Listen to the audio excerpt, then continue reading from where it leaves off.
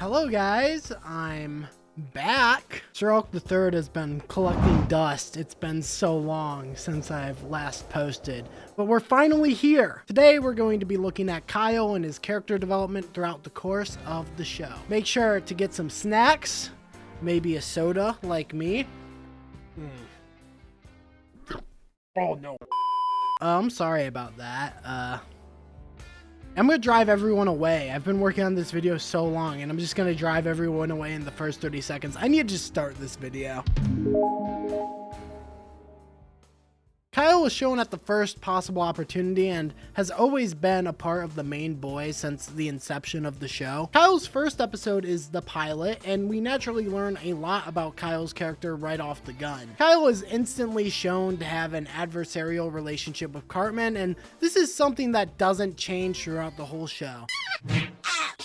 It's something that's developed a whole lot in the future, but overall, through and through, they don't like each other most of the time, and that's established right off the bat. Another relationship that's established is the one he has with his brother, which is shown to be a little hostile. Yeah, check this one out. Ready, Ike? Kick the baby. Don't kick the baby. Kick the baby.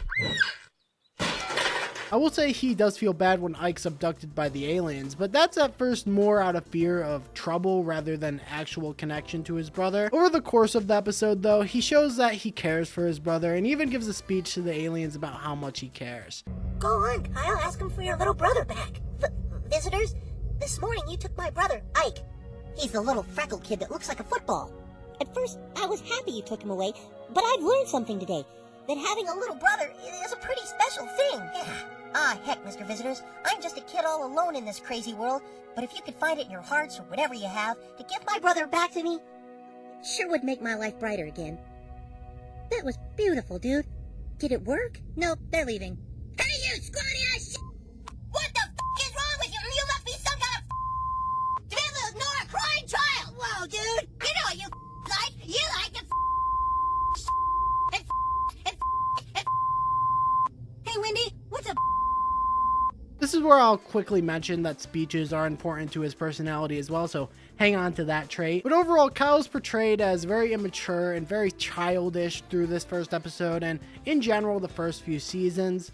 And you know, it is warranted because, you know, he is 8, but there are moments where it's clear he's just an ignorant kid, and those are peppered throughout this episode. Go home, you little dildo! Dude, don't call my brother a dildo! What's a dildo? I don't know.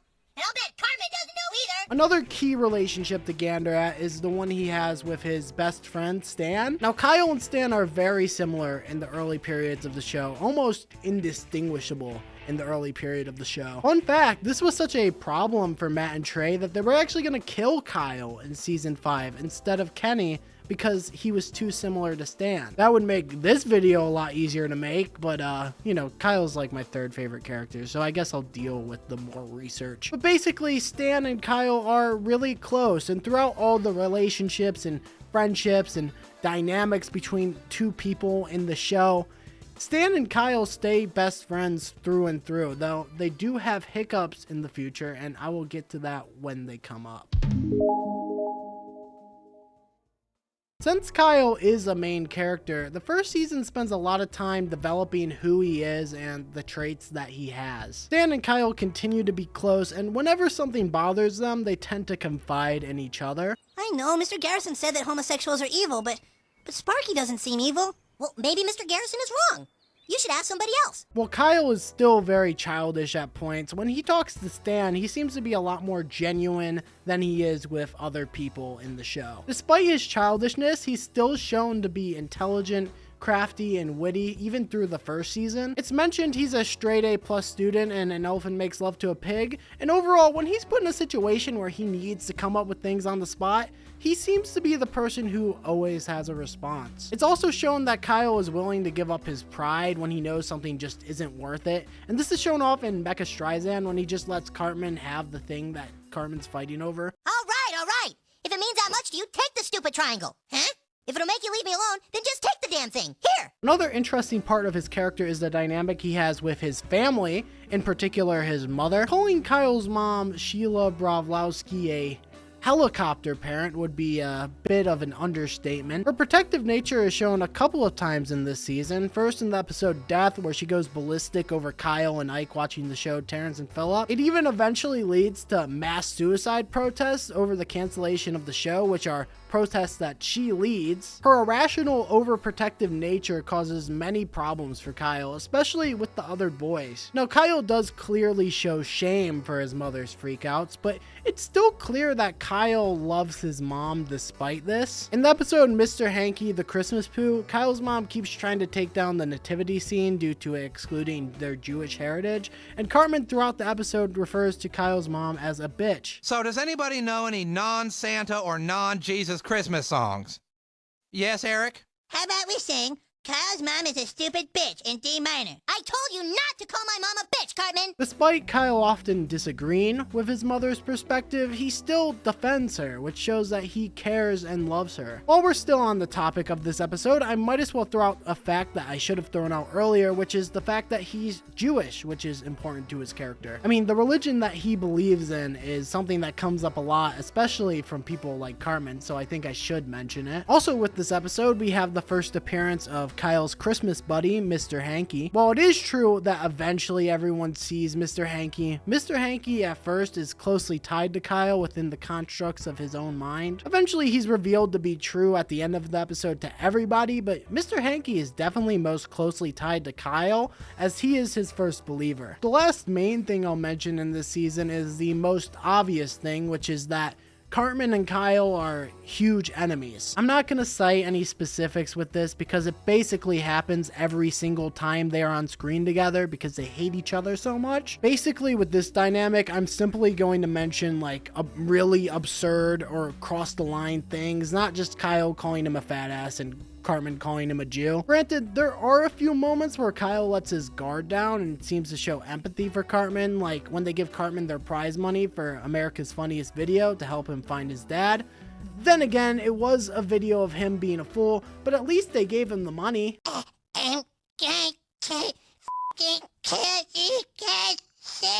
There are obviously a lot of other little things Kyle does in each of these episodes that I haven't included, but I've accurately characterized his character at this point, and this isn't a plot summary of each episode. I'm just focusing on who he is as a person, and I think I've adequately summarized his character up to this point. These seasons do a lot to grow and expand on Kyle's already established character, and he stays pretty consistent in these seasons from the first one. One thing that's a given is that he still continues to fight with Cartman, but in these seasons the bar for these fights do start to get higher. Like in the Red Badge of Gayness, they make an agreement that whoever loses the Civil War reenactment has to be the other one's slave for a month, and Cartman goes pretty extreme to make sure he wins. So the stakes start to rise a bit, but at this point mostly it's just banter and teasing. For now. I'm saying this because there is a trend of their hatred getting more and more extreme, especially from Cartman's end. So this is like very, very tame compared to where it ends up going. Another relationship worth focusing on is Kyle's relationship with his brother, which gets a pretty interesting arc in the episode Ike's Wee Wee. In this episode, Ike is having his bris, which Kyle learns is a party for when you get circumcised. He does have a bit of misunderstanding on what a circumcision is and thinks it's cutting off the whole wiener, and this sets him in a spiral to save his brother. This eventually leads to Kyle making a doll of Ike and his parents seeing the doll of Ike die, which leads to a funeral, which eventually leads to him finding out that Ike is his adopted brother, not a brother related by blood. Ike wasn't really your brother. He was adopted. What? He was not really a Broslovsky. He was Canadian. But we loved him all the same. You mean to tell me that all this time I've been trying to protect Ike from having his fireman cut off, and he's not even my real brother? What are you talking about? Dude, Ike isn't dead. He's in Nebraska. What? Dude, you shouldn't have told him that. Now they're gonna find him and cut off his penis. Fireman. Oh, who the hell cares? He's not even my responsibility. He goes from trying to save his brother to simply disregarding him, and I think this highlights where Kyle's character is at morally at this point. I wouldn't call Kyle evil, because he's certainly not, and he's only 8 years old, but I also wouldn't call him a good person, and a lot of that stems from the fact you know, he's so immature. Of course, like I said, this immaturity is only natural for someone who's 8 years old, but I highlight this to show that there's room for growth in this particular department of his character. At the end of the episode, he realizes the error of his thinking and realizes Ike is family, even though they don't share blood. Yeah, you know, I've learned something today. Family isn't about whose blood you have, it's about who you care about. Yeah, and that's why I feel like you guys are more than just friends. You're my family. Except for Cartman, naturally. Well, screw you guys. I don't want to be in your penis-chopping family anyway. From this episode on, the hostility Kyle feels towards his brother basically evaporates from his end, and his relationship with his brother becomes more protective and caring. Another big development with Kyle is his dynamic with Stan, and while they continue to be very, very similar characters, slowly but surely they become more and more distinct. A big reason for this is we actually see Stan and Kyle fight through this stretch, and this starts to separate them from each other a little bit. We see Kyle and Stan have moments of weakness in their friendship in both little and big ways. A few little ways include Stan ditching Kyle for Wendy in a moment of grief, Kyle lying to fit in while leaving Stan in the dust, and Stan fighting a bit with Kyle over him choosing to hang out with his date rather than him. One big way is shown in the episode Prehistoric Iceman, where we see Kyle and Stan's first big fight. In this episode, they find a man trapped in ice and fight over what to name him. I think I'm gonna name it Gorak. No, dude, we have to name it Steve. Steve? What the hell kind of caveman name is Steve? It's my name, and I found him. You didn't find him, I found him. What are you talking about, dude? I fell down that abyss and there it was. You wouldn't even noticed it if I hadn't pointed it out. Kenny, who found the Iceman? I think we're almost there, you guys. This argument escalates to a full-on fist fight, which definitely shows off the immaturity I spoke of earlier. This fight is over something so incredibly petty, which shows that Kyle's brain and his thought process is still warped by his childishness. Childishness. That's good enough. While before there were moments where Kyle would give up his pride, here we see in this episode that, you know, he's still not perfect in this regard at all. Stan and Kyle do eventually make up though, and they reconfirm their relationship. Kyle, Steve is a pretty good name for that guy. No, dude, Gorak is cool because it's original. And besides, you found him. Be very, very quiet. I'm hunting crocodiles.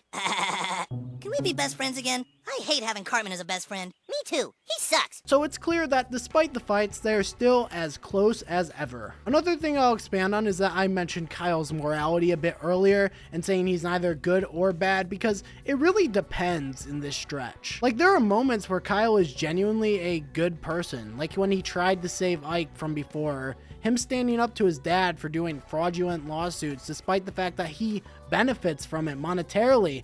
But he has a lot of moments where he's clearly wrong. One particular moment comes in the episode Jubilee when he sells out Kenny to save himself. Don't worry.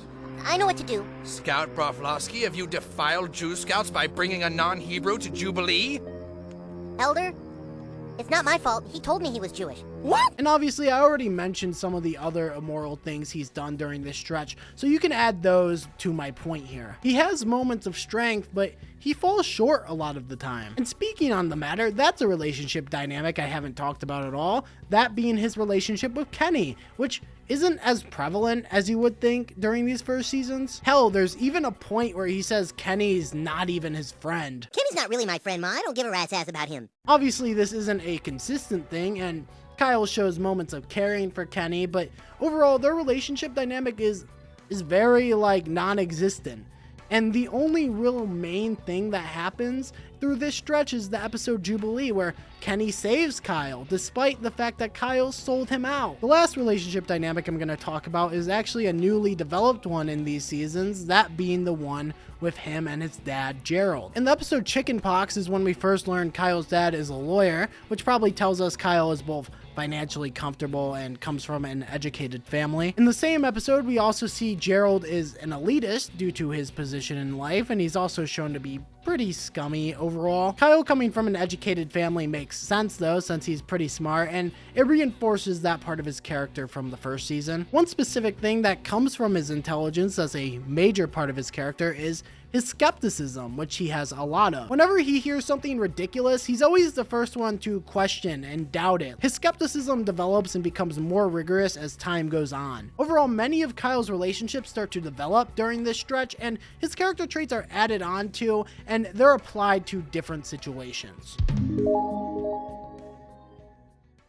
This part's going to be more of a pit stop rather than a full-on destination, but I didn't want to skip over the movie entirely because I thought there were a few important things to mention with his character here. The movie really highlights Kyle's mom and her helicopter ways, and we see that whole Terrence and Phillip trying to get it canceled thing expanded on. Kyle spends the whole movie seeing the antics of his mom and being horrified as she takes it so far. She even goes on national TV. You Canadians are all the same, with your beady little eyes and flapping heads. You're trash! I resent that! I find that racist! Our children are now addicted to You your are a racist, filth. ma'am! You are a racist! Kyle spends the whole movie in fear of his mom, and to be fair, she's incredibly scary in this movie. He eventually confronts his fears and gives her a really good speech which shows his thoughtfulness. What about Ike, huh, Mom? Did you forget that your own adopted son is Canadian?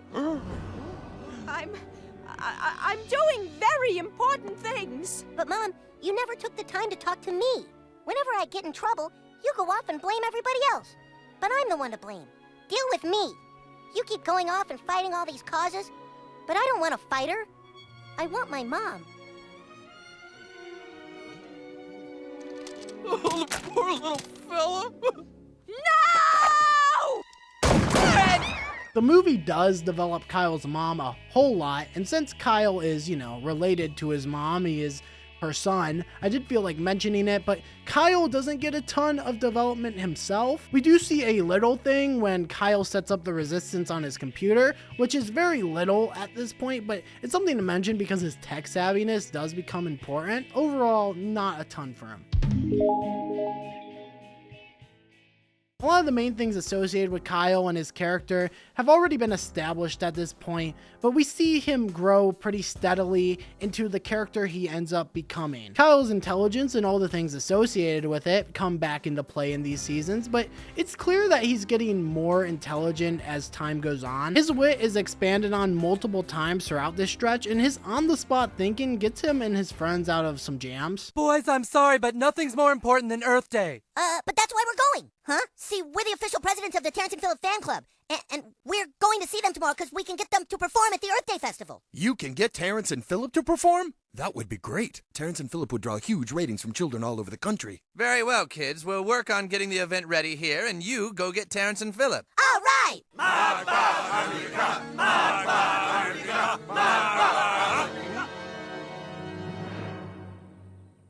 Howdy.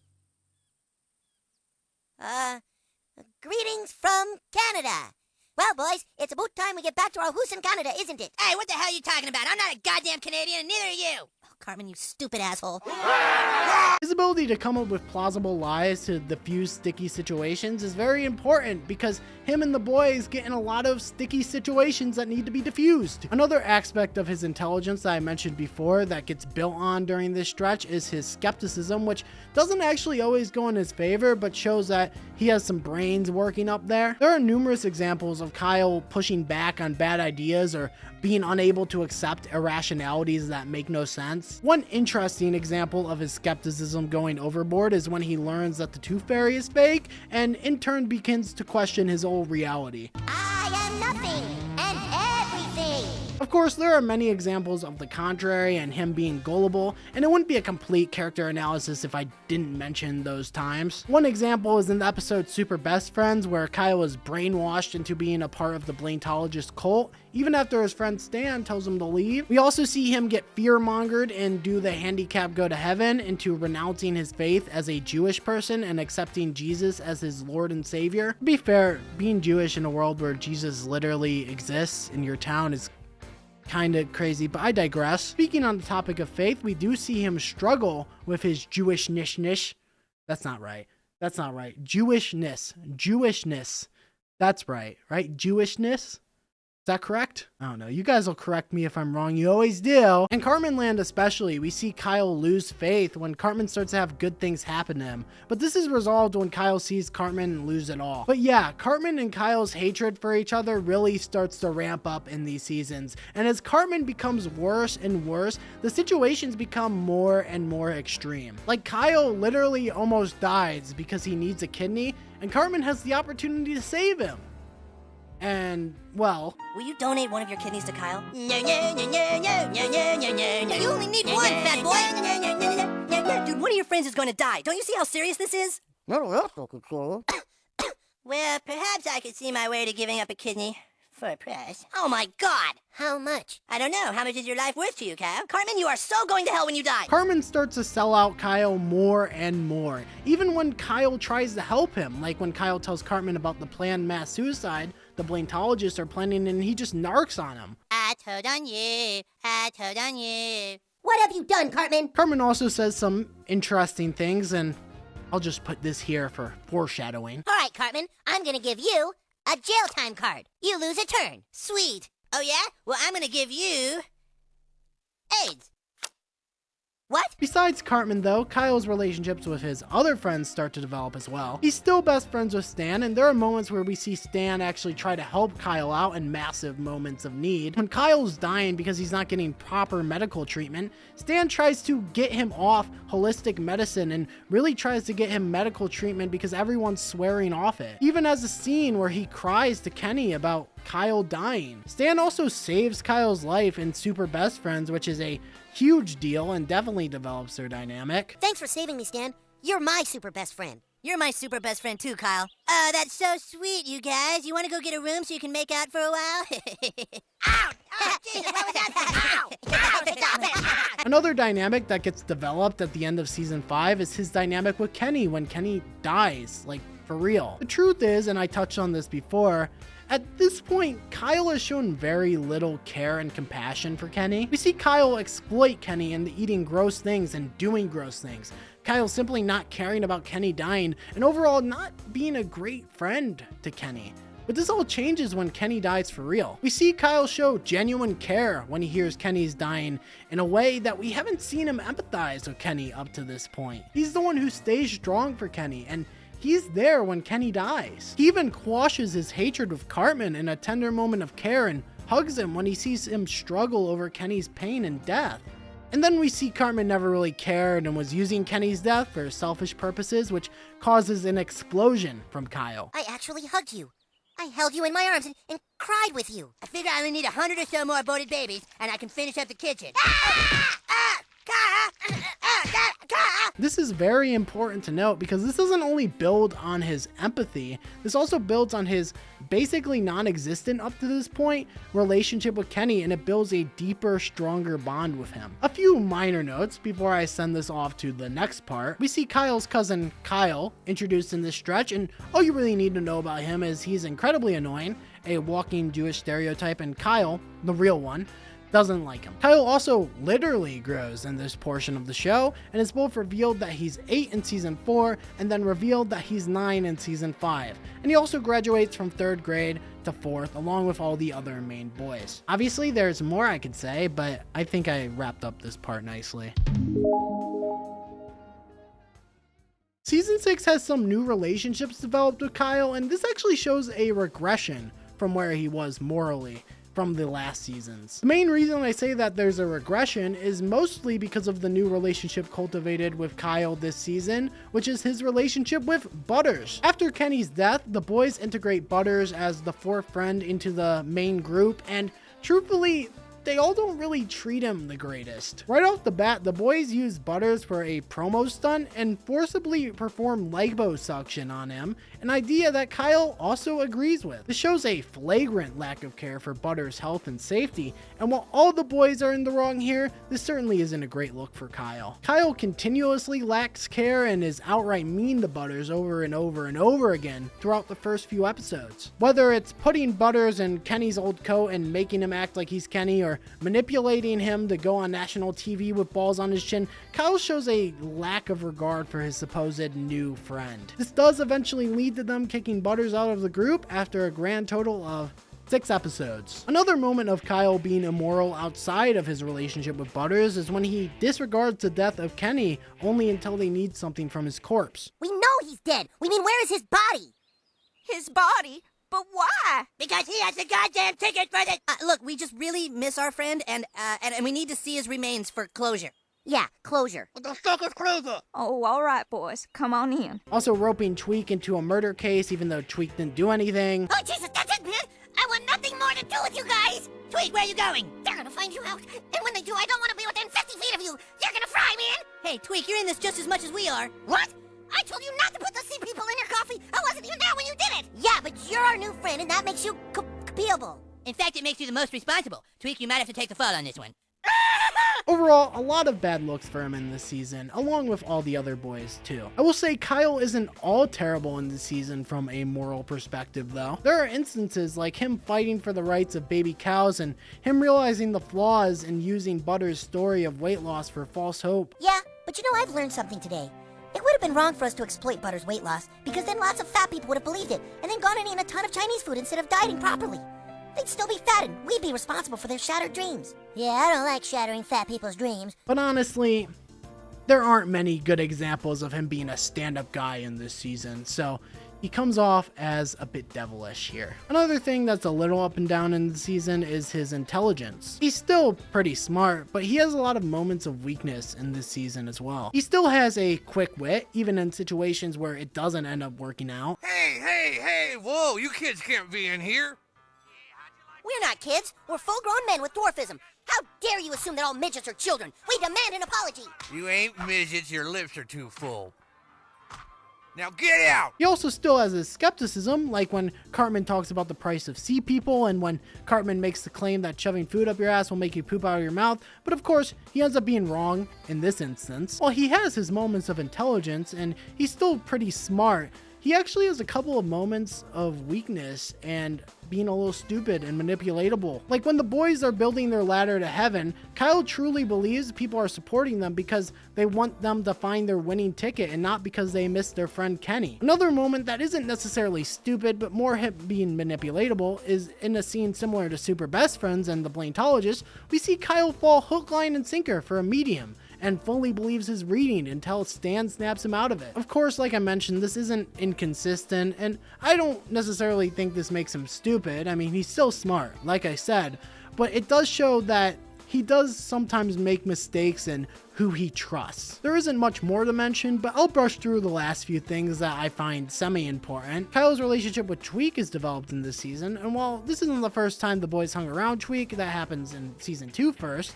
it's the first time they really develop a dynamic with him. Granted, that dynamic isn't super developed when it comes to Tweak and Kyle, and he ends up just being a slightly less bullied poor friend. Also, Cartman and Kyle still fight, of course, but nothing too notable happens in this season in their dynamic, so I just kind of skipped over it. Already by this point, Kyle's character has become much more refined, but I do think that these seasons are especially important for certain chunks of Kyle's character. Going from season 6, where his morality wasn't the greatest, I see these seasons as a bounce back and even far beyond where he was before in terms of his morality. This is the portion of the show where I start to consider Kyle to be a good person, and obviously I have my reasons, so I'll just go by examples. One example is when we see Kyle start to feel guilt for his negative actions, like when he goes to TP the art teacher's house but can't shake off his feelings about it. This eventually leads to Butters taking the fall for their crime, and the boys, including Kyle, can't let him do that. Except Cartman, of course. I think you're right, Kyle. Maybe we should confess. What? You guys, there's nothing to feel bad about. We're off scot-free. We feel bad for other people. Is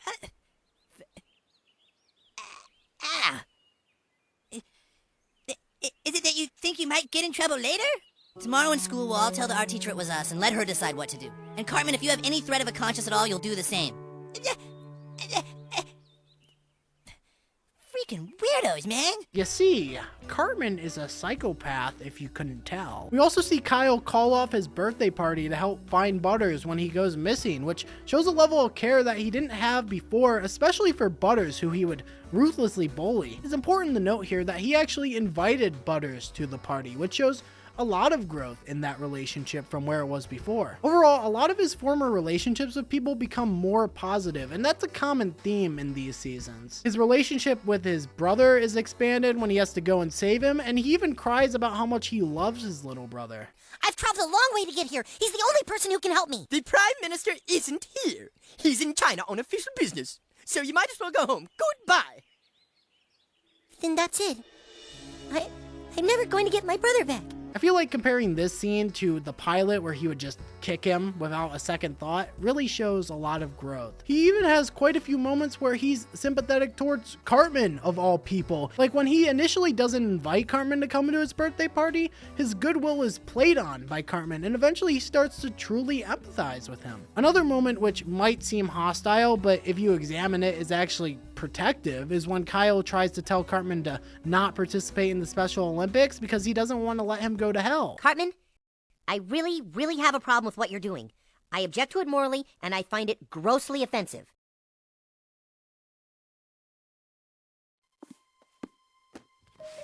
Go on, Kyle. I know that I often have serious moral objections to the things that you do, but this time I think you really need to reconsider. Because if you do this, I believe you will go to hell. So I feel it is my responsibility, as your friend, to tell people what you're doing and to put a stop to it. Of course, most of the interactions between the two aren't positive, and even the two that I mentioned aren't the most friendly interactions. Speaking of which, I'm actually going to talk about their interactions here, because these seasons build on Kyle and Cartman's dynamic a lot. A lot of this is because Cartman starts to become more and more manipulative in these seasons, and while I will say the turning point for Cartman is in season 5 with Tennerman Chili, I think these seasons are really the seasons where Cartman starts to become diabolical. Cartman has almost the reverse trajectory in terms of morals that Kyle has, and as Kyle gets better and better and more moral, Cartman gets worse and worse. Cartman goes to extremes to get one over or manipulate Kyle, and it doesn't even matter what he's doing. Whether that's playing a hand puppet of Jennifer Lopez and going to extremes just to prank Kyle until he thinks it's real and not just a hand puppet, just to say that he was joking the entire time, or hiding Butters in a fallout bunker and telling him the world has ended just to be invited to Kyle's birthday party at Casa Bonita, or giving Kyle a crisis in his Jewish faith by telling him to watch The Passion of the Christ and then recreating a Nazi march in support of the movie. Yeah, it gets pretty extreme during this period. Obviously, this changes their dynamic and makes them way more adversarial. And while Cartman did threats before, now his threats seem a little more plausible. Wait a minute, I've got it, you guys! We can get Kyle infected with AIDS, and then start a charity organization that we steal money from! Come on, let's go!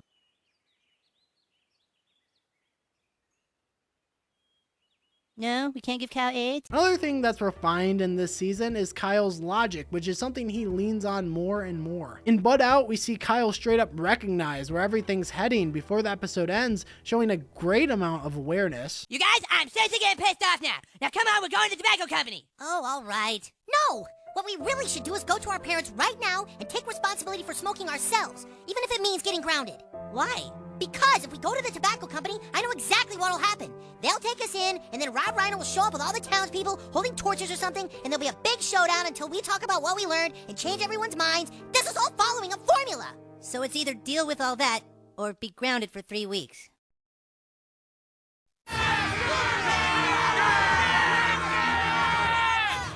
Damn it. This starts the trend of Kyle being the voice of reason in many of these crazy situations, and that doesn't stop with that episode. In The Jeffersons, in a showcase of both his empathy and his logic, he takes care of Mr. Jefferson's kid while he's off playing make-believe. Kyle even gives Mr. Jefferson a speech which shows how smart and reasonable he is. All right, let's just say all the bad things said about Mr. Jefferson are lies. Let's say the police department does just go around spending their time framing people for crimes they didn't commit.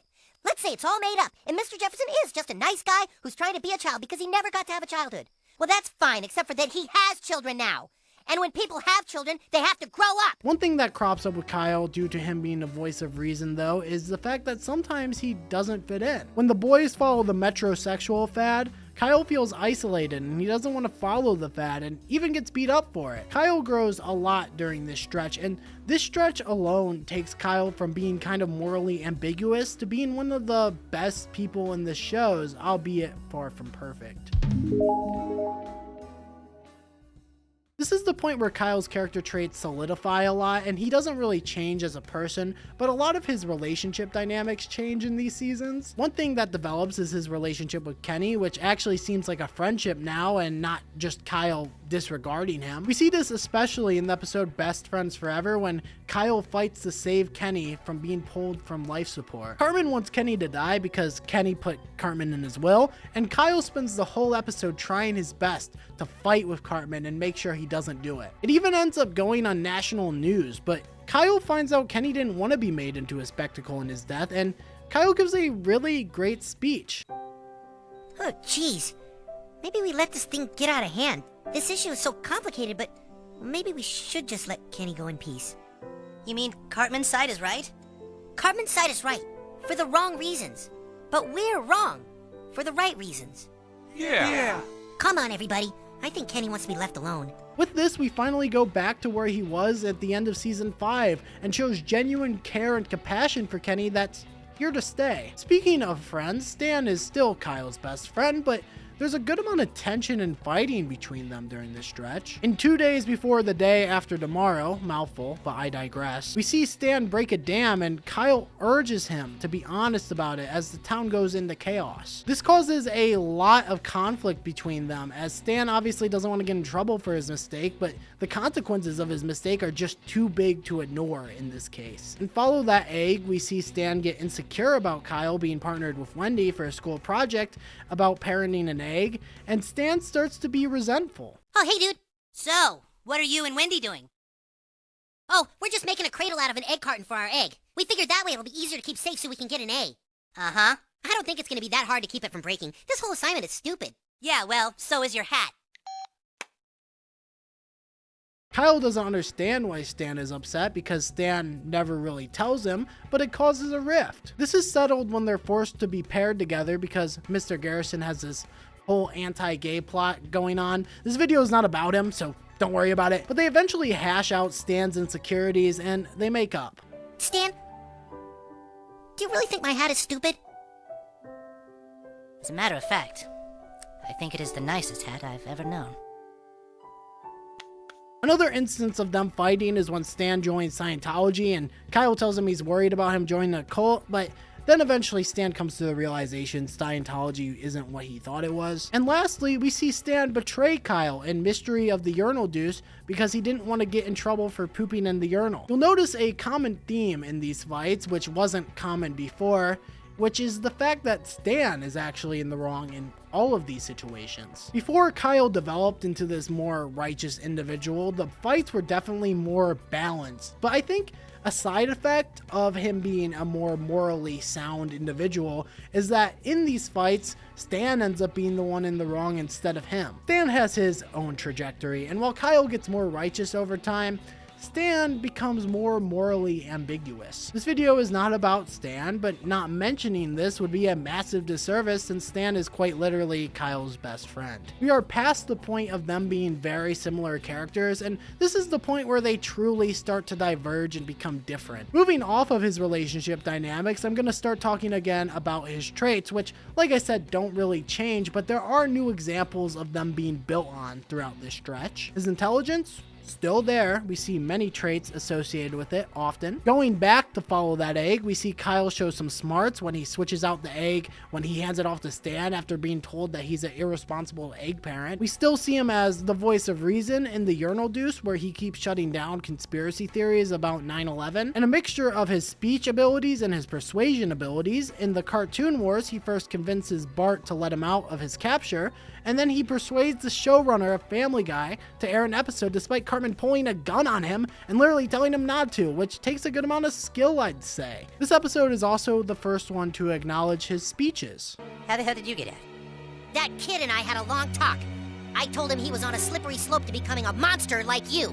God damn it, you gave him one of your gay little speeches, didn't you? And the last example of his intelligence I'll highlight is when he gets ostracized by Cartman for being ginger and then proceeding to dye Cartman's head and give him a taste of his own medicine. Speaking of Cartman, how is his dynamic with Kyle going right now?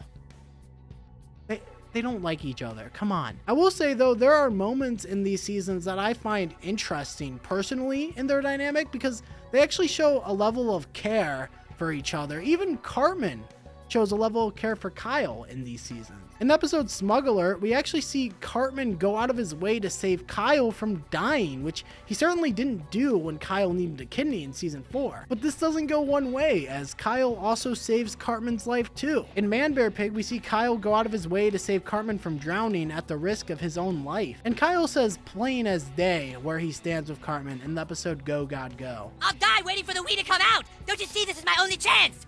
Dude, no way. Yeah, I hate you, but I'm not going to help kill you. This is actually a change for Kyle too, because in season 4 in the episode Trapper Keeper, he actually wanted to kill Cartman. Well, that doesn't. Hey, what are you doing? I'm afraid I have no other choice. For the sake of humanity, I have to kill him. Oh, okay. That's fine. No, wait. What? Can I do it? Oh well, I suppose. Sweet. Kiss your ass goodbye, fat boy. Wait, perhaps there is another way. If you could take me to where Eric Cartman lives, I could try reasoning with his human mother. Well, yeah, or we could just kill him. Yeah, that'd be faster. He's right there. So I guess despite the situations between the two becoming more and more extreme, they technically care about each other more, despite the fact that they hate each other way more than they used to. The last episode I really want to dive into is the episode Miss Teacher Bangs a Boy, where Kyle once again protects Ike, but this time in a situation where Ike doesn't understand the danger he's in. Actually, no one really seems to understand here, as Kyle tries to tell people Ike's fully grown adult teacher is seducing a literal toddler. Some young boys having sex with Miss Stevenson? Yes. Nice. Nice. What? Going back to Kyle's morality, this once again separates him and makes him the voice of reason again, which is a very common role for him. But this is really the first situation where Kyle is protecting Ike, despite Ike not wanting him to. Mom, there might be something that you should look into about Ike staying after school all the time. Pumpkin! Mommy, I love you, I love you. Mommy loves you too, sweetie. Would you excuse us for a second? You can't just expect me to sit there and say nothing. No, Ike, I'm supposed to be looking out for you. For what? I wasn't going to just blurt it out. I was going to use some tact, but you won't even let me. What? Nuh-uh. That's not fair, Ike. This shows that Kyle doesn't always get along with Ike, but he does everything because he cares about Ike, and he's doing it out of his own good. This eventually ends with Kyle convincing Ike that his teacher sucks, and once again, a lovely speech. No! Ike, don't do it! A dinosaur fighting Batman. Ike, please. I know your first love seems like the only love, but trust me, it's not. You have so much life ahead of you. You who don't believe in true love don't understand. Ike, you need to have a life. Have fun. Then ruin it by having a serious relationship. I'm afraid you're too late. Are you ready, my love? Here we go. 1, 2, 3. Ah! There is a lot of content in these seasons, but in the effort of brevity and not making this video like 10 hours long, I did cut a few things that were already established before that, I didn't feel the need to talk about here. A rule of thumb here is if I don't talk about something, it probably didn't change. So there's nothing to really mention in the particular stretch I'm talking about. Very professional of me clarifying this probably at like the 50-minute mark, but I'm just great at my job. What can I say? Now, before we start with this section, you'll notice Sir Elk is not on my shoulder, and that's because the Department of Labor has been really on my case lately. Oh, he's a minor. He needs to have breaks. He's almost 1 year old, okay? You communist bastards. So he'll be back, but I do need to give him a break because otherwise I'll end up in prison. Getting back on topic here, Kyle spends this season being developed into an even more empathetic figure. A scene that illustrates this is a scene in the episode Cartman Sucks, where instead of letting Cartman get away with taking weird pictures with Butters, Kyle tries to get Butters out of the situation. Wait, I can't let this happen. Butters? Yeah, Kyle? Don't you think it's a little strange that Cartman keeps asking you to stay over? Kyle? What do you mean? I mean that What he means is that he's jealous that you've taken his place as my new best friend. But grow up, Kyle. Change is a part of life. Yeah, grow up, Kyle. If it wasn't clear before that Kyle's relationship has changed with Butters, I think this scene perfectly shows that. I will say after Butters rejects his warning, he does seem to care less, but I don't really blame him for that, and I think the fact that he even considered telling Butters is worth mentioning. Another instance of his empathy we see is in the episode Night of the Living Homeless, where Kyle decides to give a homeless person $20 out of the kindness of his heart. This does end up backfiring in this episode because of course it does, but the fact that he gave the 20 bucks away shows a general care for humankind. Kyle's wit also has many examples in this season. One example of his wit being shown is in the episode we talked about earlier, Cartman Sucks, as after Cartman tells the boys about putting Butters' wiener in his mouth, instead of just calling him gay and moving on, he convinces Cartman to make a fool of himself. What can I do? How can I reverse this? You can't. No, wait. I know how you can reverse it, Cartman. How? The only way you can cancel it out is to get Butters to put your wiener in his mouth. Really? Yeah, then it cancels out the gay polarity. Shit, I gotta find Butters.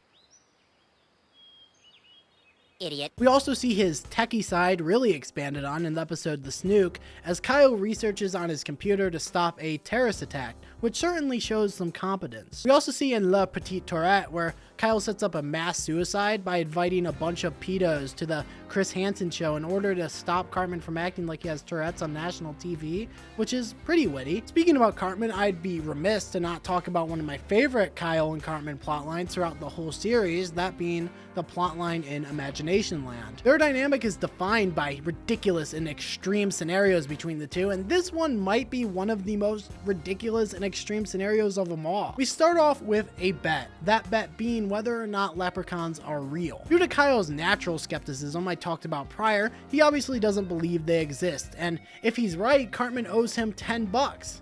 And if he's wrong, Just admit you were lying, Cartman, so that everyone can go home.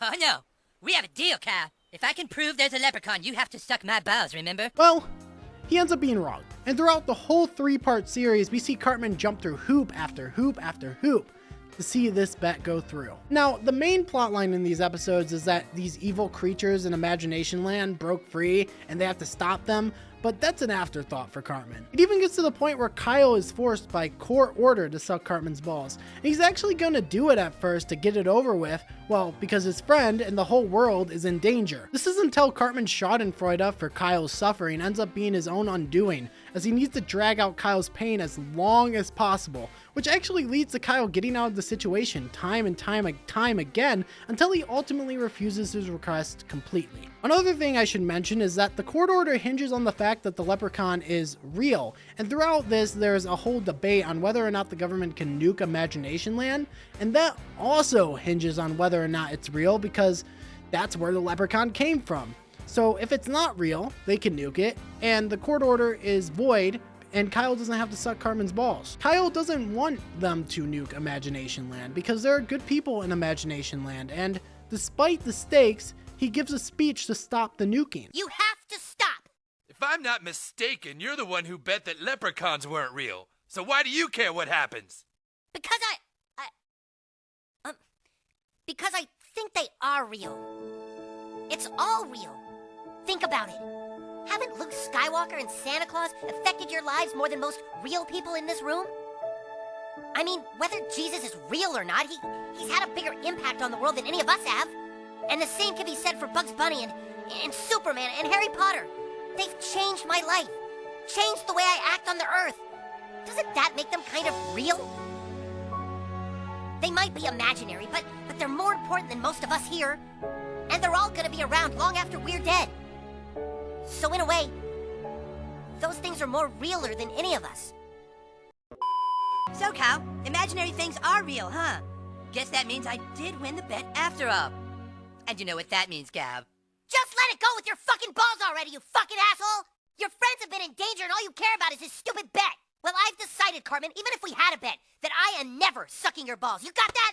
They can throw me in jail for the rest of my life, but I am never going to suck your balls, ever! So there! I think that's pretty cool, and it really shows his conviction. That doesn't end up mattering because Cartman just decides to imagine Kyle sucking his balls instead. And what's Kyle about to do?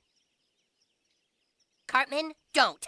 Oh, Kyle! What are you doing to my balls? Other than his relationship with Cartman, Kyle also has some big developments with his relationship with Stan. While Stan is still Kyle's bestie, they have a pretty big hiccup in their friendship in the episode Guitar Queero. The episode actually starts by showing how close they are, and they work together on Guitar Hero and Smash Records to the point where they're actually signed to an agency. This leads to Stan actually cutting Kyle out in favor of going further in his career, and Kyle plays at a local bowling alley while Stan becomes a star. Stan eventually goes down the wrong path, and once he loses everything, he comes back to his senses. You don't get it, Stan. I can play here all I want. I even get free frescas. I don't need you anymore. I know. I need you. I thought I was having a great time because I was getting signed by managers and going to big sex and coke parties, but then I realized I was having fun because I was doing all that with my best friend. It was pretty fun, wasn't it? Yeah. Look, I doubt we could break 1,000,000 together anyway. I don't care. I'd just like to play with you again. For the fun of it. I don't really see the fun in not trying to kick that game's ass once and for all. This is a really sweet episode, and while they certainly had a big bump in their friendship here, it ends with them being closer than ever. There's still a lot of good interactions between the two in other episodes, like Kyle saving Stan in Imagination Land, and Stan going out of his way to get to the bottom of the attractiveness list in The List. Actually, the last episode I mainly want to talk about is The List, as we see Kyle in a very vulnerable state in this episode. This episode shows Kyle as nonchalant at first, as the boys hear about a list ranking their attractiveness by the girls, and Kyle doesn't care. You guys, who cares if the girls make some stupid list? Girls make dumb lists all the time. This is, of course, until he sees that he's at the bottom of the list, and this really hurts him. Eventually, he gets seen by the ghost of Abe Lincoln, who tells him looks aren't everything, but he doesn't absorb the message right away. Kyle, you need to think about what I've told you. I don't want to. I don't want anybody telling me how to feel anymore. Well, then you're just a fucking asshole. This self-loathing leads him to try and burn down the school until Stan comes out of nowhere and tells him that the list was fake. This shows once again that Kyle isn't always reasonable, as he really let the list get to his head. By the end though, he shows a lot of growth when Stan gives him the real list, and instead of looking, he simply burns it, never knowing where he truly stood in attractiveness, but also not caring anymore as he realized it doesn't matter. So even in this episode where I say he becomes pretty unreasonable, he grows past it by the end. It's nice to see him have some inner conflict with his character every once in a while, because if he doesn't, then the character kind of gets boring, right? Inner conflict is what makes characters interesting, so I don't mind it at all. All right, you need to get off your break, buddy. You need to get back to work. It's very important that you sit on my shoulder in these videos. That's why people are coming in. You're like the draw, you know what I mean? You know, no one watches me for me. No one likes me. No one likes my personality. I'm boring, okay? I need you here. I need you here to tantalize the viewers. I mean, I gave him a break. What else could he ask for? Taking a look at these seasons, once again, Kyle is very, very similar in these seasons, but he's also once again put in new situations that are worth examining. Remember when I said to keep in mind when Cartman threatened to give Kyle AIDS? Well... Why do I have HIV? Oh, you have HIV, huh, Kyle? Guess it isn't so funny now, is it? What did you do? Nothing! Then why did Butters say he helped you sneak into my room last Friday night? Oh, nice Butters, you big tattletale. Tattletale? Do you know how serious this is? Well, Kyle, maybe I was just trying to prove a point. Yeah, so about how I said their dynamic gets more extreme. I mean, to be fair, it was already more extreme, but this once again illustrates where we're at. With that being said, there's a lot more to talk about with this episode than just Cartman gives Kyle AIDS when it comes to their dynamic. While Kyle is often angry at Cartman, this level of anger in this particular episode is explosive. Kyle has every right to be angry, don't get me wrong, but this level of rage, even towards Cartman, is extremely rare for him. The only time that rivals this moment is in the episode Kenny Dies, and that was all the way in season 5. This episode is also really funny, one of my favorite episodes in the entire show, and this clip I couldn't fit into my analysis, but I'm just gonna put it here anyway because it makes me laugh. But I'm sorry, I can't just give away free seats. Don't you get it? We are two pals, afflicted with an illness, and who only have each other in a race against time. Innocent, playful children who are stricken with a deadly disease for no reason. Oh, please, no reason. I got AIDS from him. Oh, you boys are like that, huh? No! But obviously there are other examples of Cartman and Kyle fighting, but this is the most memorable during this stretch. Another relationship that gets developed again is Ike and Kyle's relationship, which gets some more spotlight. There are actually multiple episodes where Kyle and Ike get relevant plot points in this stretch. Like we see Kyle worry about his brother when Canada goes on strike. Kyle brings Ike to the hospital after a substantial fall. We see Kyle go to Somalia to retrieve his brother after he's convinced to be a pirate by Cartman. And we see Kyle comfort Ike about his fear of ghosts. And eventually save him from the possession of dead Michael Jackson, but we'll gloss over that. It's very clear by this point their relationship is one of love rather than contempt. Speaking about another member of his family, his dad also has a bit of development in this stretch. In Major Boobage, we see Gerald get addicted to cheesing, or huffing cat piss, basically. Sounds like a great time to me. What can I say? I'm an addict. The relationship isn't developed much here, but it shows his dad is pretty embarrassing. The last relationship I would usually talk about here is his dynamic with Stan, but honestly, him and Stan don't get a lot of airtime in this stretch, so there's not a ton to talk about here. Moving back onto the traits Kyle has, empathy-wise, Kyle didn't just randomly turn into a psychopath in these seasons, so he still has it. There is one moment during the episode Britney's New Look where we see Kyle, along with all the other boys, exploit Britney Spears to get pictures of her to sell for money, and that's obviously pretty bad, but after his mistake, we see him rectify himself by helping Britney throughout the episode and trying to save her from the evil paparazzi. Other than that, Kyle is still mostly a good dude. When Kenny gets addicted to cheesing, we see Kyle step up and try to help Kenny get on the right path. We even see Kyle take the cat, which eventually leads to his parents finding out and believing it's Kyle's and not Kenny's. Talking about growth though, instead of throwing Kenny under the bus like in Jubilee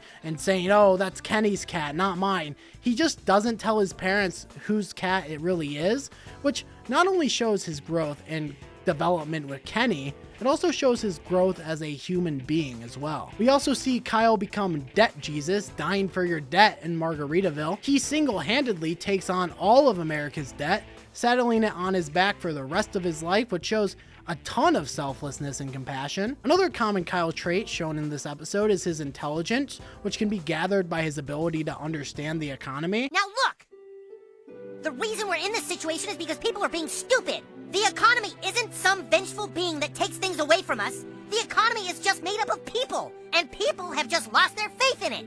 What people really should be doing is spending more. Spending is fine. Having such a coherent thought process about something so complicated as the economy shows a level of intelligence, even if you don't agree with what he's saying, because the economy is kind of contentious. There's a lot of philosophies on how the economy works, but the fact that he has a coherent viewpoint shows a lot of smarts. This isn't the only time he's smart though, and I'm just gonna rapid fire through some examples where he shows his smarts and wit. In overlogging, we see Kyle single-handedly fix the internet outage, and as my notes say, geek ass bitch. Yeah, I got really bored writing the notes at this point. I would just put like very incoherent things in sometimes. I mean, my notes page for this video is like 57 pages long. Just to give you guys some perspective on how long it took. I digress, back to the examples. In Pandemic, the boys get suckered into a trap, but Kyle is the first one to realize something is off, showing a lot of intuition. And lastly, in The Ring, we see the boys get kidnapped by Mickey Mouse, and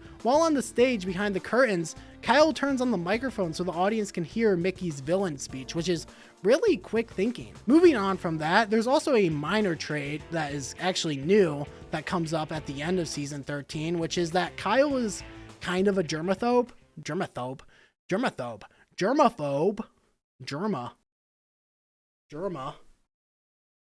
You guys watch Germa, or am I like alone? Do you guys like Germa?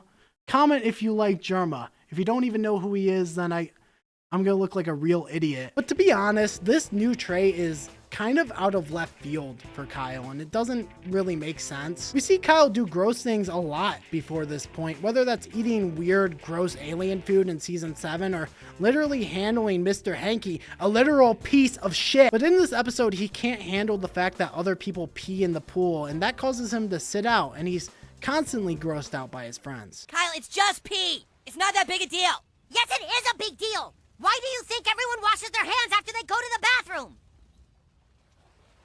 Well, not everyone washes their hands after they go to the bathroom. What? Come on, dude, you gotta swim. You don't wash your hands after going to the bathroom.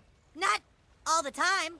That is gross! This trait is certainly inconsistent, but it's not completely abandoned after this point, so that's why I mention it. I have sucked these seasons for all the information I desire. It is now time to move on to the next victim. Now, I know you guys are probably getting sick of me repeating the same traits, being like, we get it, he doesn't change at all, we get it. But these seasons are actually different. One of Kyle's core traits gets turned on its head during this time period. Kyle is not a very good dude in these seasons, and all that empathy I talked about before, it kind of doesn't exist here in this stretch. Some of these things I would actually say are worse than where he was at the very start of the series. So he regresses a lot during this period. I will say some of these moral issues are way more complex than the moral issues he faced before, but overall, like, he still comes out in the wrong, and it's a pretty bad look for him here. Not a great look for you, Kyle. Twitter, can we cancel this guy? Hashtag cancel Kyle Bravlowski, please. There is an array of issues with Kyle's code of ethics here, and I'm just gonna go one by one. The first transgression goes back to his roots, where in the episode The Tale of Scrody McBoogerballs, we see the boys place blame on Butters for writing a dirty book, and when that backfires, they try to get credit back from Butters and overall treat him like garbage. I thought you grew, Kyle. You disgust me. Granted, the other boys do this to Butters too, so it's not just him, but still. In the episode You Have Zero Friends, it's a bit more morally ambiguous because Kyle actually starts in a pretty virtuous state of mind. We see Kyle friend Kip, a boy with no Facebook friends due to feeling bad for him, and that's a step that shows a good amount of consideration for other people. This only really becomes a conundrum when Kyle starts losing his own friends due to adding Kip, and to his credit, he does stay friends with Kip for a bit during this, but eventually his farm on Farmville can't take the heat and he does drop Kip. Now that's morally ambiguous, but one of the biggest examples of him dropping his code of conduct is in the episode Crack Baby Basketball Association. He starts in a virtuous state of mind again when he sees a commercial for crack babies, and he actually feels so bad that he gets off the couch and volunteers to help them. This eventually leads to him seeing Cartman volunteering and Cartman telling him about his grand idea. All right, what is it? Crack Baby Basketball. Whoa, Kyle, come on, don't tell on us! To Kyle's credit, at first he does simply walk away, but when he hears the money that comes with it, well. Kyle, hold on a second! I knew you were doing something terrible! What's terrible, Kyle? We fill a little bowl with crack, we let the crack babies fight over it, and we put it up on the internet. Who cares? Lots of people will when I tell them. We made $1,000 in 11 days. You what? Ask the guys. There's 6 hospitals within a 10-mile radius, and all we do is pit the crack babies against each other with a little bottle of crack. $1,000. Kyle ends up doing it, and he even talks to Stan about it. In an interesting role reversal, we see Kyle explain his shitty actions to Stan, and we see Stan play the voice of reason. Yeah, it's pretty cool, dude, because most of these babies would normally not even get out, you know? Or be able to do anything. Just because we are making money doesn't mean that those babies aren't benefiting. It isn't exploiting them. They're finding a useful place in society. What's unethical about that? You sound like Cartman. Dude, the thing is, we're not the ones that made them crack babies. That's their mom's goddamn fault. Yeah, I'm sure that's what Cartman would say, too. I do not sound like Cartman, goddammit! Okay, so, see ya. Kyle constantly tries to persuade Stan that what he's doing is actually really good and what he's doing is actually very virtuous, but it's more him just projecting and less him trying to persuade Stan because in his mind he knows what he's doing is wrong. Eventually he comes to the realization that what he's doing is wrong and gives himself a speech, basically. Saying realization is misleading because he knew the entire time what he was doing was wrong, but eventually he does realize the flaws of what he was doing, the errors of his ways, and he does at least grow from it by the end, albeit this is a very bad look for him. Speaking of Stan, there is another moment in these seasons that involve both moral ambiguity and his best friend, this being in the episode You're Getting Old and Asperger's. In these episodes, Stan starts to develop a form of depression after turning 10, and this existential sadness really makes him a real sap. A real downer, one may say. Like, have you tried not being sad? Come on, Stan, it's really simple. Kyle eventually starts to distance himself from Stan due to this, and while I'm talking about how Kyle misses the moral mark in these seasons, I was very intentional when I said moral ambiguity here. While yes, Kyle could have tried more to be caring and compassionate here, to call this a moral failure would be a disservice to the entire episode's message. I don't really hold this against his character, and while moving on from Stan certainly isn't a great look, Dealing with a depressed friend is very tricky business, especially if you've been in that situation. You know that it's pretty tricky business. Or if you've been the depressed friend, you know it's tricky business. It's especially hard when your friend is switching between admiration and drunken insults of you. Come on, Kyle, this is about you and me, remember? Look, dude, things around here have changed. Sometimes the only way to keep going is to make a left turn.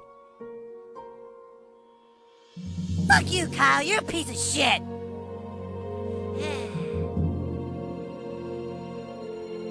Kyle, I love you. You're a piece of shit, though. Fuck you. Basically, what I'm saying is, to say, oh, you could have done more, Kyle, is a little off base, especially if you've been in situations like this. You know that it's not that simple.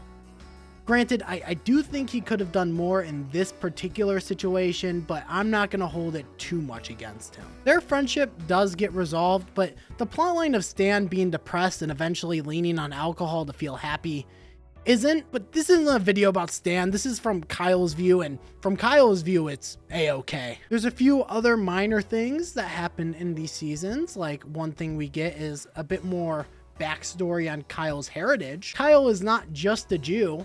He is a New Jerseyan. It's revealed that his mom used to be from Jersey, and he's got some of that DNA mixed in, so that's interesting. At this point, there's only minor information to talk about, so I'm just gonna rapid fire once again. In Bass the Mouth, we see more of his tech skills when he tracks the IP of the computer being used to spread rumors about people in school. This is not how IP addresses work, by the way. You can't track down specific devices or people using an IP address, but oh well, I guess he's just that good, huh? In the episode Coon 2 Hindsight, his superhero costume is revealed to be Human Kite, which he doesn't have much to do with now, but becomes more important later. And in TMI, it's revealed that his wiener is 2.9 inches.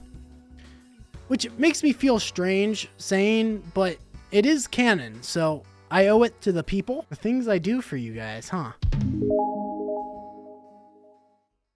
Kyle gets back on track with these seasons as he's once again shown to be a good guy through these episodes. Like when he stands up for Butters, when Stan pushes him to do an anti-bullying PSA, when he saves Cartman from his chains in Chupacabra. I said that way wrong. Chupacabra, and a couple of other moments where he shows off compassion. The moral aspect of his character is not really a focal point in these seasons though, so I'm not going to focus on it too much. The main episode I want to focus on though when it comes to his morals is the episode Ginger Cow, and not just because he's good in this episode, but because it also reveals a sense of self-righteousness about his character. In this episode, Cartman plays a prank on Kyle by creating a ginger cow, which inadvertently causes conflict between the religions. Cartman, being Cartman, decides to not clear it up and lets the religions fight. Even the dumbest lie can have big consequences. Yes, you're right, Cal. I'm sure that is going to have earth-shattering consequences. So eventually, this actually takes a 180 in this episode, and the religions realize that they can talk and they don't have to fight anymore, which is great for everyone. I mean, world peace and all, except, you know. I've got to tell you something, Cal. The red-headed cow isn't real. Made him up. No shit. I totally lied, Cal. And when you asked me if I'd lied, I looked you right in the eye and I said, no. I owe you an apology, and I mean it. Well, it's okay. There's no denying it all worked out for the best this time. No, Cal, you said that it's never for the best. Remember that? And you're right. You're right, Cal. Oh, no. No. Cartman, don't you do this. The Middle East is finally at peace. But it's not true. Cal, I'm being serious. I really think I have to tell the truth. I don't know how I can live with this. I don't think I can unless, I don't know, maybe you called your mom a fat skank? Maybe if you said that to your mom and told her that her tits belonged in a morgue, then maybe somehow I could live with this lie. Dude, go to hell. You're right. You're right, Kyle. I should just tell the truth and be done with it. Wait. So Kyle is forced to be subservient to Kyle in a real weird and gross way, and I'll be honest, I find this episode very strange, but I digress. But Kyle basically endures this because he realizes world peace is a far greater issue than himself, which is really noble, and not everyone would put up with the stuff Cartman tells him to do. I love Cartman's farts. You what? Yummy, yummy, yummy, I want Cartman's farts in my tummy. Dude, what the hell are you talking about? Of course, this is obviously a moral positive for Kyle, obviously. But there are a couple of things that are interesting to note here. The first thing is he becomes pretty self-righteous, and people around him don't really like this. This has to stop. There are greater things at work than what you understand. If you want to suck farts, Kyle, that's fine. Go ahead. But you can't suck farts and be a dick about it. I'm actually the complete opposite. All of a sudden, you seem to think you're above everyone else. I'm not better, I'm just doing what needs to be done to make the world a better place. See, you sound like a dick. I happen to be the one person who's putting everyone else's needs before their own. Dick.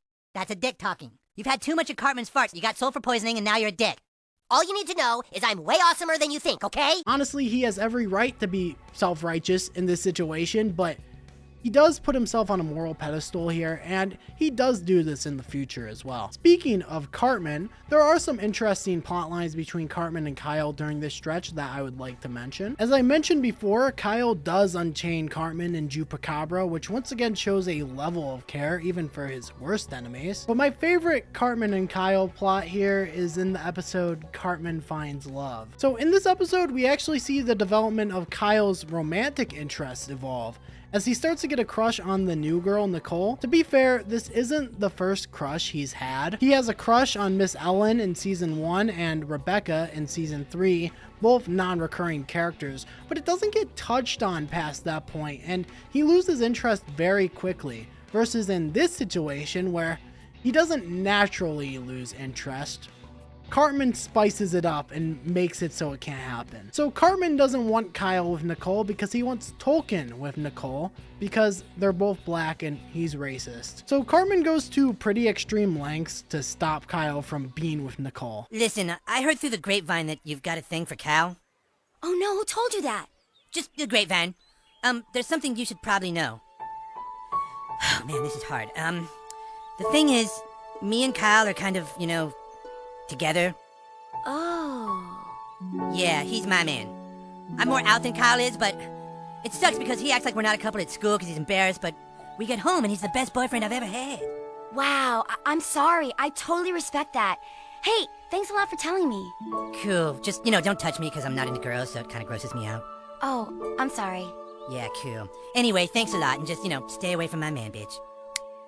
Eventually, Kyle finds out and he gets pretty pissed, but this doesn't stop him from going on a date with Nicole at the Denver Nuggets game. Just to illustrate how ridiculous Cartman is, especially with regards to Kyle, he somehow finds a way to ruin this date in the most extreme way possible. Kyle, I love you, man.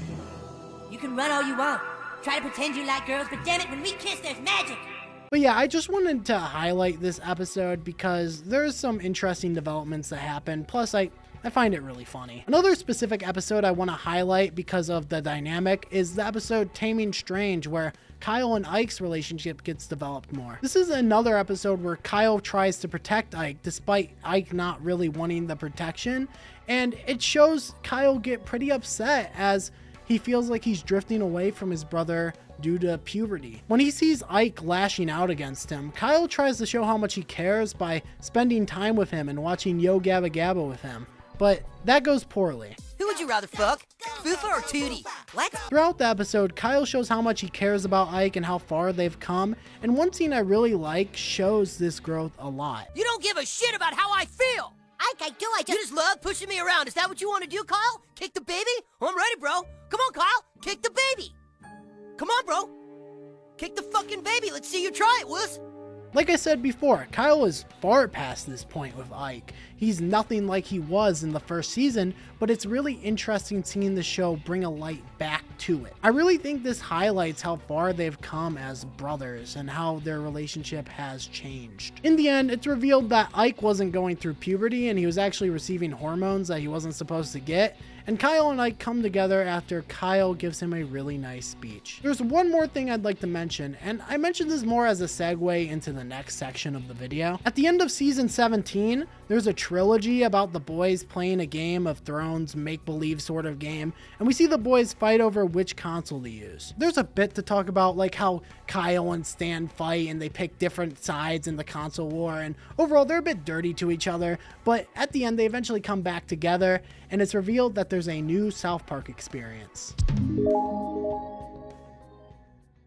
So The truth is, the games are pretty long, and I didn't really want to replay them because it doesn't really focus on Kyle, it focuses more on the new kid or your character as you play through. But I did want it to still be a section because these are new environments for Kyle, and I think it's still pretty interesting. So in the Stick of Truth, we see Kyle is the leader of the Drow Elves, and he has a pretty cool outfit. Honestly, there probably are things that are interesting in the game that I'm not going to mention here because I want to get this video out at some point. Like, I want to be alive by the time this video is done. So if there's anything interesting in the game, I'm actually going to put this on you guys. If there's any like interesting tidbits that you see in the Stick of Truth, and, you know, comment away, correct me, whatever, because that's what you guys like to do anyway. And by the way, I enjoy that. I appreciate that. If there's anything interesting in the games, please comment. And honestly, if there's anything interesting that I missed in general,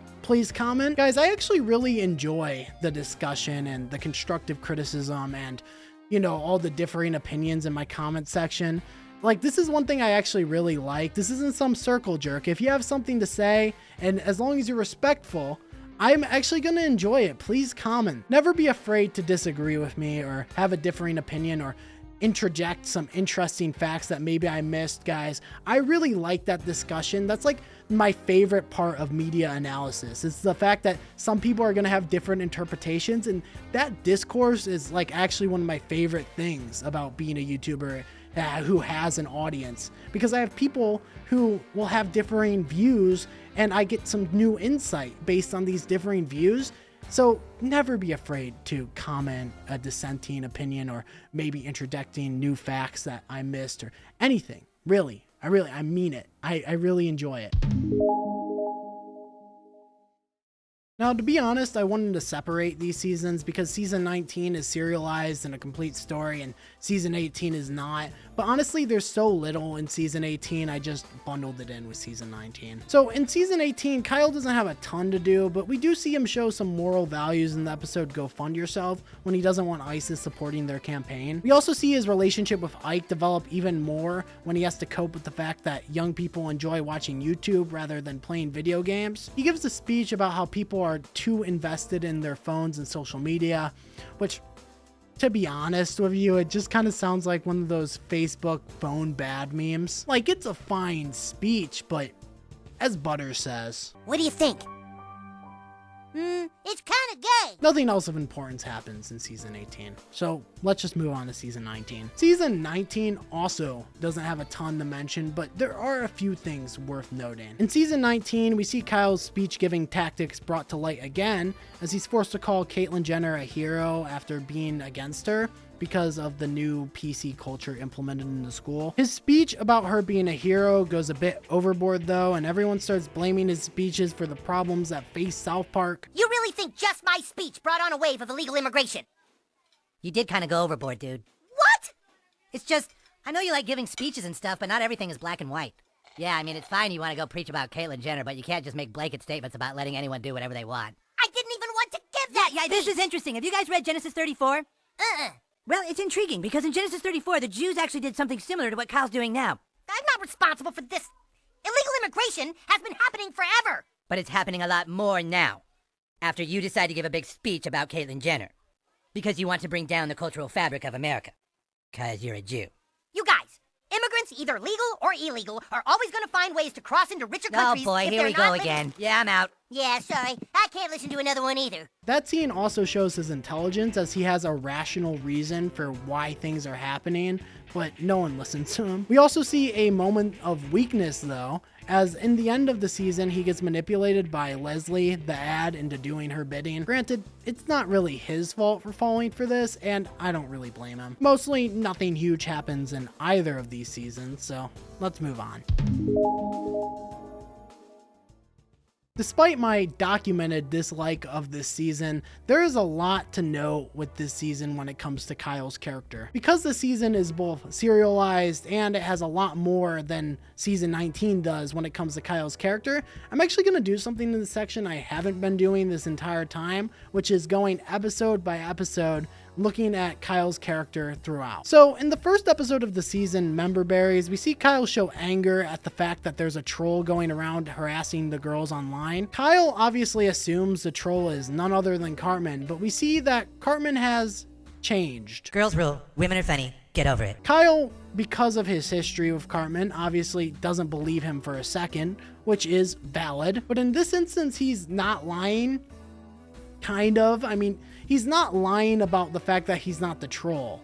But I don't know if he truly changed. The troll is actually revealed to be Kyle's dad, Gerald, by the end of the episode, but no one knows this at this point besides Gerald, obviously. This definitely adds to the scummy nature of his dad, but honestly, I've always found this trolling to be a little jarring. I will say it's not completely unprecedented for him to be a devilish figure, but, you know, that's another character, so let's focus on Kyle here. Kyle and the boys still think it's Cartman, and the next episode, the troll eventually forces a girl named Heidi to her breaking point as she quits Twitter. Kyle plus the other boys decide it's been enough, and they take Cartman down the old-fashioned way. Kyle does eventually realize when the trolling continues that it's not Cartman, which makes him feel incredibly guilty. Back on traits that Kyle exhibits, guilt is not unprecedented from his character, as he has a lot of moments where he feels pretty bad and guilty about what he's done. It's kind of a testament to his empathy that he holds. I mean, he feels bad for Cartman of all people. Skipping over the third episode to the fourth, Wiener's Out, we see Kyle start to not only feel shame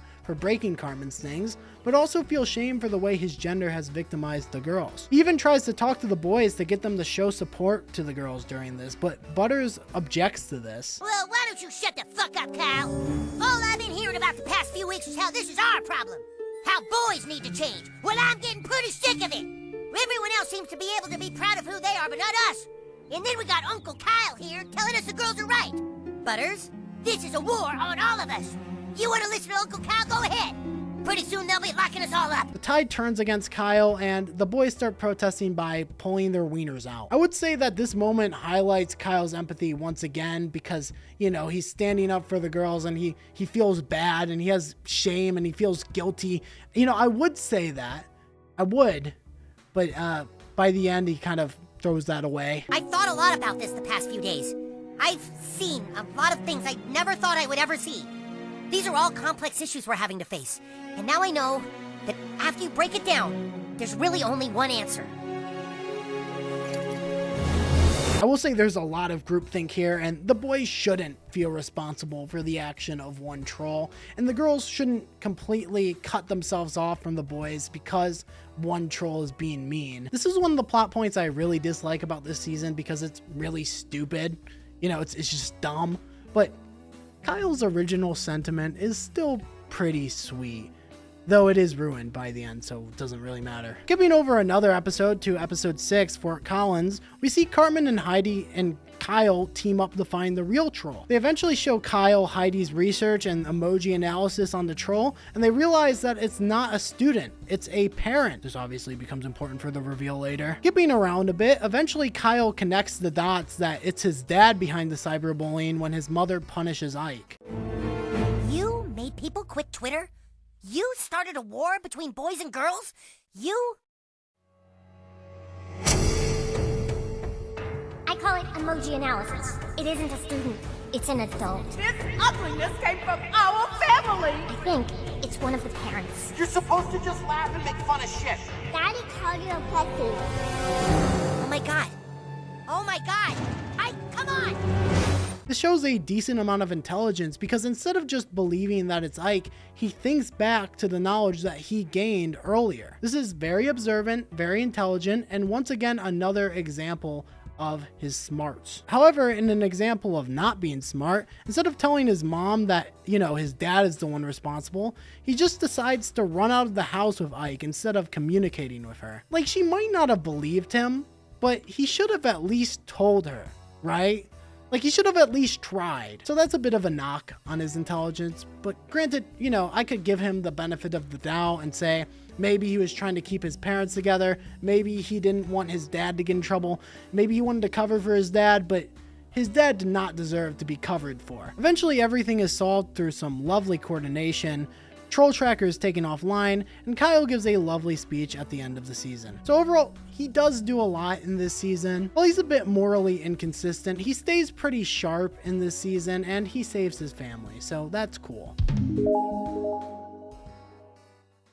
So I'm gonna break continuity with this section because after season 21, the Fractured But Whole comes out, and you know, I'm lumping season 21, 22, and 23 together, and 22 and 23 come after the Fractured But Whole, but I'm lumping them together because he has a relatively low amount of growth throughout this stretch. One interesting dynamic that's developed though is his dynamic with Cartman's girlfriend, Heidi. In the episode Doubling Down, he gets really upset about them being together and tries to talk to Heidi, showing how much he cares about her. He just can't understand how she could be with Cartman, and he constantly shows compassion for her. Even after Heidi is aggressive towards him for trying to talk about Cartman, he eventually realizes the reason Heidi is the way she is not because she truly loves Cartman, it's because she doesn't want to feel shamed and doesn't want to be told, "I told you so." She wants to prove that she made the right choice dating him. Heidi, people like Cartman, they always make things someone else's fault. We all wrongly see ourselves as the victim sometimes, but Cartman sees himself as the victim all the time. He'll always find someone to blame for his shortcomings, and because of that, he's never going to change. Before we started going out, I was in a really bad place. I felt pushed away by society. Then this guy came along who told me all the things I wanted to hear. And I just went with it. Does that make me a bad person? No, Heidi. Good people make bad decisions every day. This eventually leads to Kyle going on a date with her, but once again we see Cartman collude and steal another relationship away from him. I've come to realize that it's not my fault. It's your fault, Kyle. You made all this happen. Made me question who I was. But Heidi, I thought... Shh! But it's okay. You can't help it. It's how you were raised. What you were taught. My heritage is Irish, so I'm prone to being moody, and your heritage, well, you know. You can be a little sneaky sometimes and not even realize it. I'm sorry, Kyle, but everybody's trying to live life the best they can. It's hard enough without your people always trying to get ahead. Dude, did she just call me a dirty Jew? Eventually Heidi becomes more and more like Cartman, and their relationship develops more and more hostile until it concludes at the point where it's at the end of season 21. Don't want me around because you had the hots for me and I shut you down? I would never have the hots for the person you are now. Another relationship that's revisited and actually retired is the one he has with Mr. Hanky. In The Problem with Pooh, we see Mr. Hanky go off the deep end with some controversial tweets and the town starts to shun him. Kyle actually sticks up for Mr. Hanky, which shows a level of commitment and being a good friend. I don't know if they're friends, but that's like the closest thing I could say, so we'll just say that. Kyle helps him out by being his lawyer, despite the fact that he's become widely hated, which is pretty admirable. Eventually though, it gets to the point where even Kyle can't save him despite him trying his hardest, and he has to let him go. He did everything he could, but Mr. Hanky just literally self-sabotaged at every single possible opportunity. His empathy in general is still really strong. Like in the episode Mexican Joker, we see him get arrested by ICE, but instead of thinking about himself and getting out, he thinks about all the other kids who are in prison in the same situation, and he worries about them. We're gonna get you on your way home as soon as we can. What about all the other kids? When do they get to go home?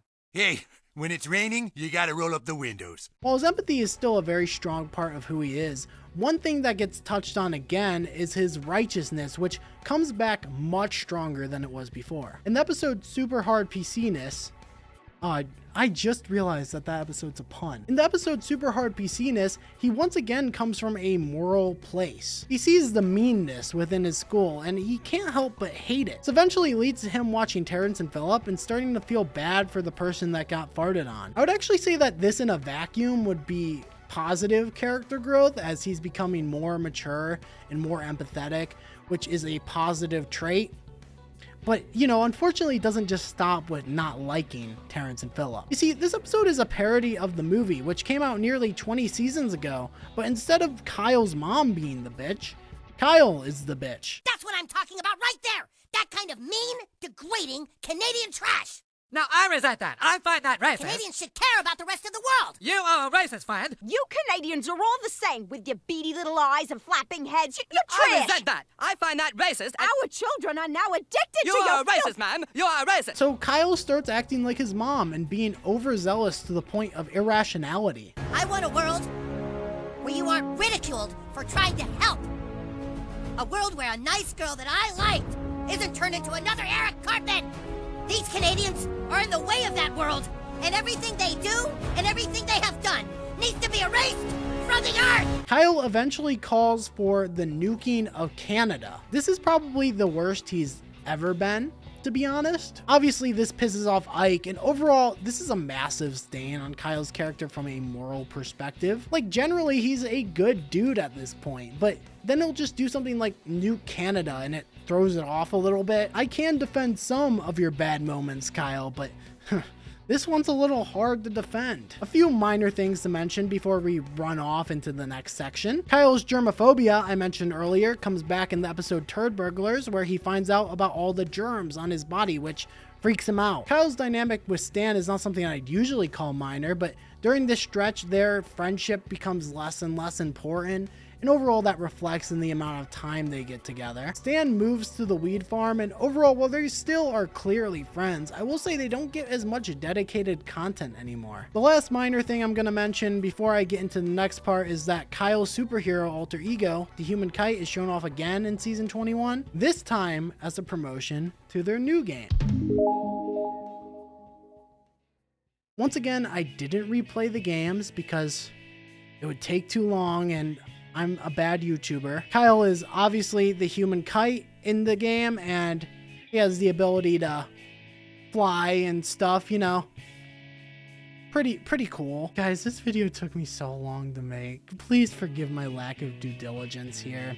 If there's anything really interesting that happens in the Fractured Butthole or the Stick of Truth, please leave it in the comments. Do my job for me. Thank you. So season 24 and the post-COVID special are really interesting for videos like these because a lot happens and a lot of characters develop, and Kyle is obviously one of those characters. But before I get to the major developments, I want to start off by reinforcing Kyle's traits that he's already shown off. He's still intelligent and shows maturity, and a scene I find to be very indicative of that is when he's actually excited to go back to school. Maybe you didn't hear me, Kyle. They want us to go back to school. So? What the fuck? You really want to go back to that slavery? I want an education. I want to be able to compete for a job when I'm older. Very mature for him to want to go back to school, so I wanted to mention it. But the main thing that changes in season 24 is his relationship with his friend group, which is literally put in the balance in this season. Cartman claims their broship is dying, and this makes Kenny and Cartman want to prank the teacher to re-establish their broship, but Kyle shows very much how he's changed and is against this and doesn't find it funny at all. This makes the teacher straight up quit on the spot. Of course, Cartman ropes Kyle in anyways, and this causes Kyle to say some pretty hurtful things about their friendship. Oh my god. Maybe our broship didn't survive. Will you shut up about that? Nobody cares about your stupid broships.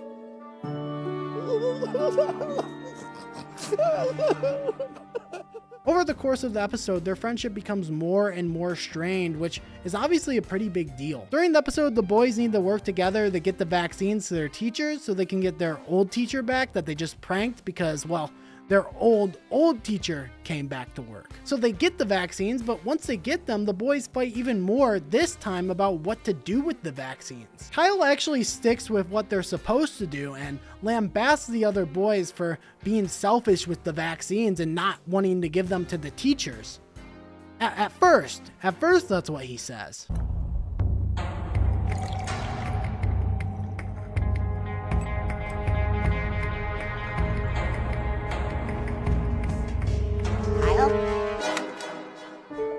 What are you doing? I'm just getting things ready to go. So then why are you replacing some of the vaccines with Cactus Cooler? All right, Stan, look. It's just the pressure of everything, okay? Well, my dad called and I don't want my mom to die. I don't want my mom to die either. I can't believe that you would lie to me. That you would hide shit from me. Nothing, Kenny. Everything's fine. Yeah, we're gonna go to the school now, buddy. Okay. I'm just gonna try and pretend this didn't happen, but only because it's what's best for Kenny. So Kyle is a massive hypocrite here, and it's not completely out of his character to be this way, but this hypocrisy is so blatant and so flagrant that it was definitely worth mentioning. There's also a bit of a high horse mentality going on here, where he's shaming his friends, being like, oh, you want to take the vaccine yourself, or oh, you want to sell it?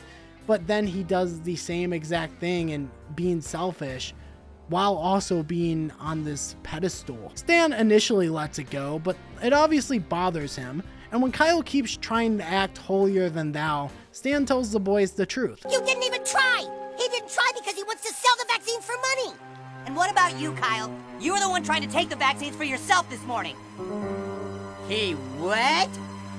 Wow, okay, thought we had gotten past that, but... Look, let's just face it, you guys. We don't trust each other, and we don't like each other. We can't keep pretending. Season 24 ends with their broship breaking up, and that's where we're at the start of the post-COVID special. The post-COVID special fast forwards to when Kyle was an adult, and we get a clear picture of where he's at. Kyle is very much underachieving in life, and we see Kyle and Stan have drifted apart as Stan moved away from South Park. Kyle reaches out to Stan to inform him about Kenny's death, which brings Stan back and begins the plot of the special. Kyle has clearly evolved, or devolved, if that's how you want to put it, into his adulthood. But despite the broship breaking up, we see Kyle want to investigate Kenny's death, which shows that he didn't completely disregard that bond after all that happened. Another thing he didn't disregard was his hatred towards Cartman, and when he sees Cartman at Kenny's funeral, he can't believe his eyes. Yes, I know, it's been a long time since we've seen each other. I'm doing really well. I'm actually the head of Gaspetsa Synagogue down in Colorado Springs. Can you believe it? I'm a rabbi. Yeah, you know, when the whole pandemic happened, I think it changed me. It really changed me for the better. It did? No, he's fucking with me. What? Oh, yeah, I get it. The Eric Cartman you guys knew didn't seem like he'd become a rabbi. But I found real meaning in the Torah, and then I found a great Jewish woman, and let the spirit of the Talmud guide our lives. Okay, just knock it off, fat ass. Dude, wow, that's very big of you, Cal. Still living in South Park and calling people fat ass, huh? Wait, I'm sorry, that was uncalled for. It's not fucking funny, Cartman. Stop pretending you have a happy Jewish life. Hey, Sugana, I'm sorry. I couldn't wait in the car anymore. I had to meet your friends. Oh, that's okay. Guys, this is my wife, Yentl. I've heard so many stories about you all. It must have been amazing to grow up in these beautiful mountains. Yentl. Her name is Yentl. Can we fucking stop this and talk about Kenny, please? So obviously the animosity is still there, and I will never blame Kyle for not forgiving Cartman. I just won't. However, you know, in this case, he actually is just a rabbi with 3 kids and a wife. His beef with Cartman doesn't stop there, though, as his beef with Cartman ends up being the focal point of this special, but I'll get to that. Another thing that's developed in this special is that Kenny was trying to develop a time machine to go back in time and fix their broken friendship. So Kyle works with other people in South Park to fulfill Kenny's plan and go back in time and fix their friendship. But remember how I said Cartman has, you know, a pretty good life, a wife, 3 kids? Well, he doesn't really want to give that up. In one of the rare times I feel sympathy for Cartman, we see him do his best to try to stop Kyle. But Cartman eventually gives up after his wife talks to him about the errors of his ways. This eventually leads to them going back in time and saving their friendship by telling each other to give each other more slack. And their friendship is saved. Now there's a little more to talk about because after they go back in time, the timeline does change like Cartman feared. Kyle in the real timeline has a wife and kids and everything is going well for everyone. Except Cartman, who is homeless. Off the topic of Kyle, they really do Cartman dirty in this episode, and honestly, it's like one of the few times I genuinely feel bad for Cartman, but anyway, let's move on. That's all I have to say about the post-COVID special in season 24.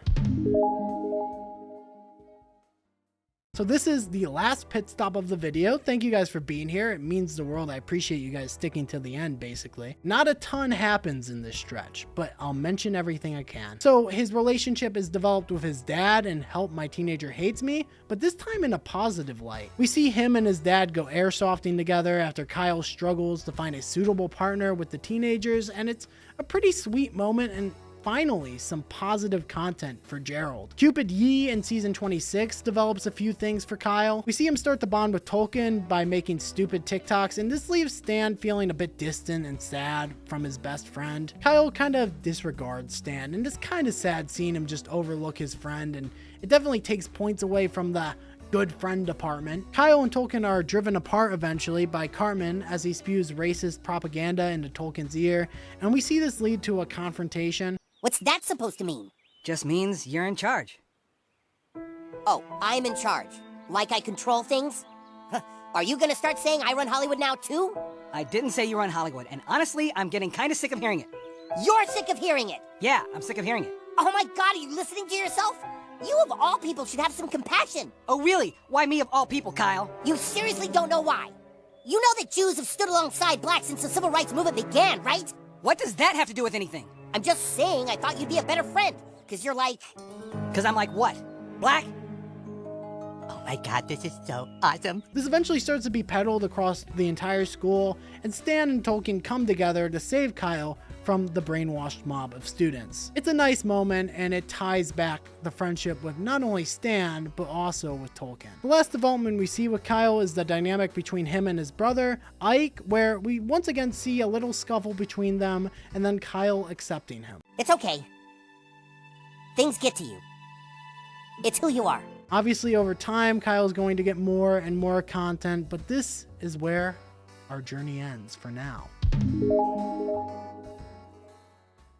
Kyle develops from being this childish but intelligent kid that he used to be in season 1 to being this overall well-rounded, empathetic figure that he ends up becoming, someone who cares a lot about other people. Sometimes he's pretty righteous, and overall he's definitely far from perfect, but Kyle continues to be a witty, compassionate, thoughtful 4th grader. Kyle changed a lot more than I initially thought he did going into this video, so I hope I was able to put a nice linear timeline together and make this a satisfying watch. This video obviously took a very long time, and I'm sorry about that, but I'm glad that I'm finally done with it, and I'm glad that I finally get to work on something else for a change. Thank you guys for watching this video. If you want more, I'd appreciate you subscribing. It would mean a lot. But with that being said, peace out. Bye-bye. Have a great, great, great day. Crazo back on the track, I fall in the void, I fade in the black, you not fucking phase me, praise who plays me, pick plug pedals of the ground, go daisy, I'm right on the edge and right in my prime, something to nothing but the same fucking time, I don't really know where I'll be in the end, but for now I think I'll be just fine.